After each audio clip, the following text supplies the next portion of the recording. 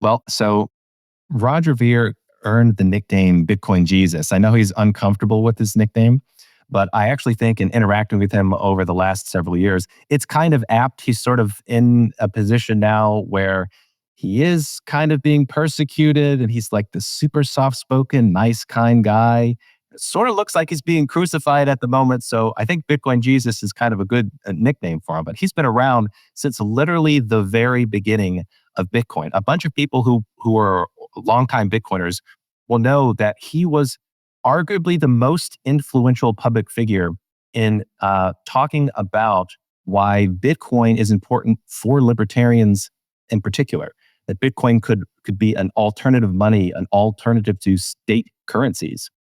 And it was very inspirational. He's deeply studied in Austrian economics, and he was the world's first investor in a bunch of Bitcoin startups. So the Bitcoin world owes a lot to Roger Ver. And it's not just the Bitcoin world, it's also the libertarian world. So he's been a private funder of a bunch of very important projects.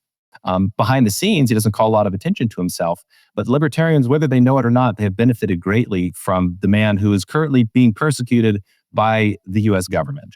And he, in terms of the book Hijacking Bitcoin, which we recently wrote, he I was able to do most of the writing for the book, but it was very easy to do because he was so inspirational and influential that I already sort of knew Roger's philosophy on Bitcoin and his philosophy of libertarianism and trying to bring a free currency to the world. So it was easy to write it for him because he had inspired my own philosophy about Bitcoin, and a bunch of early Bitcoiners also sort of drew our understanding of what Bitcoin is and its importance from this man.